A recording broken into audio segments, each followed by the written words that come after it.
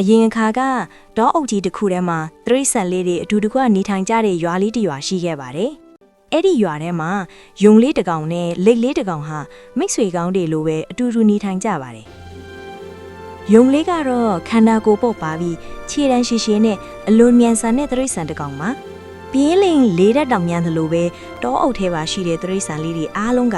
ယုံလေးကတော့အမြန်ဆုံးပဲလို့ပြောကြပါတယ်။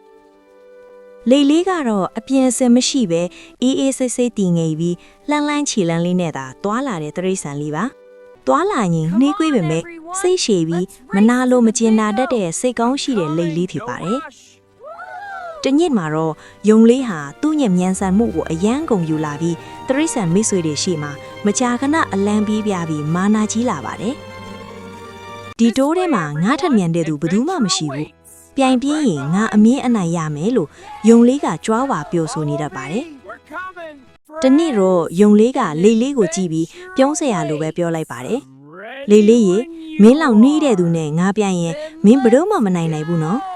။လိတ်လေးကတော့စိတ်မဆိုးပဲအေးအေးဆေးဆေးပြန်ပြောလိုက်ပါတယ်။မြန်နာကောင်းပါတယ်။ဒါပေမဲ့စိတ်ရှည်ခြင်းနဲ့မကြိုးစားပဲမာနာကြီးရဲ့အောင်မြင်မှုမရနိုင်ဘူးနော်။ယုံလေးကတော့အဲ့ဒီစကားကိုမလေးထားပဲရဲမောလိုက်ပါတယ်။ဒါဆိုပြိုင်ကြည့်မလားဘသူအနိုင်ရလဲသိရအောင်။လိတ်လေးကခဏစဉ်းစားပြီးနောက်သမောတူလိုက်ပါတယ်။ကောင်းပြီပြိုင်ကြရအောင်။ဒီလိုနဲ့တောအုပ်ထဲကတရိတ်ဆန်လေးတွေအားလုံးကိုခေါ်ပြီးပြိုင်ပွဲတစ်ခုစီစဉ်လိုက်ကြပါတယ်။ပြိုင်မဲ့လမ်းကတော့တစ်ပင်ကြီးကပင်ကနေတောင်ကုန်းလေးအထိဖြစ်ပါတယ်။မနဲ့စောစောနေရောင်လေးတောက်ပလာချိန်မှာပြိုင်ပွဲစတင်ဖို့အားလုံးစုပြီးကြပါတယ်။တတိုးရဲမှာငှက်လေးတွေတချင်းဆူနေပြီးလေညင်းလေးတွေလှူရှားနေတဲ့အချိန်မှာမြောက်တန်ကြားပြီးနော်1 2 3စပါပြီဆိုပြီးပြိုင်ပွဲစတင်လိုက်ပါတယ်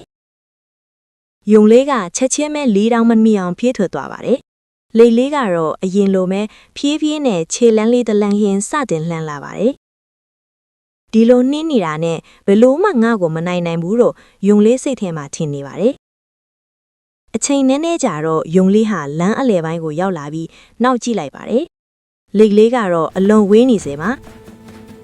ငါကအယမ်းဖြစ်ရောက်နေပြီခဏနားလို့ရတယ်လို့တွေးပြီးတစ်ပင်အောက်မှာထိုင်လိုက်ပါတယ်။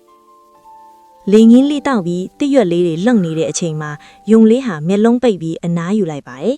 ။ခဏလောက်ပဲအိတ်လိုက်ရအောင်လို့ထင်ပြီးအိပ်ပျော်သွားပါတယ်။အဲ့ဒီအချိန်မှာတော့လိတ်လေးနာမရက်မနာပဲဖြည်းဖြည်းနဲ့ဆက်လက်လှမ်းလာနေပါတယ်။ပင်မနေပေမဲ့ငါရက်မယ်မဟုတ်ဘူးဆက်သွားမယ်လို့စိတ်ထဲမှာဆုံးဖြတ်ထားပါတယ်။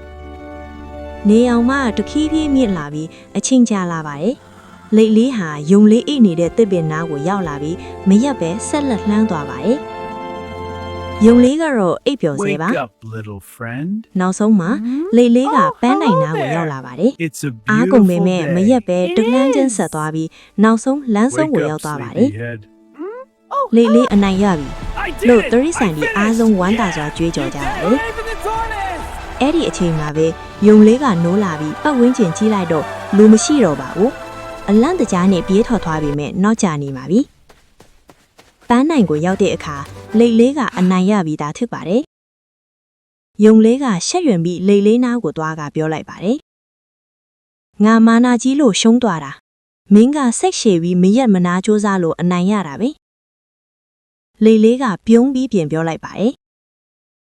အရေးကြီးတာကမြန်တာမဟုတ်ပါဘူး Wake up, စိတ် little ရှည်ခြင်း friend. နဲ့မလော့မရဲစူးစားခြင်းပါ Hello there. It's a beautiful အဲ့ဒီ day. နေ့ကစပြီးယုံလေးကမာနာကြီးမှုကိုလော့ပြီးအလုတ်တိုင်းကိုအလေးထားလုပ်တတ်လာပါတယ်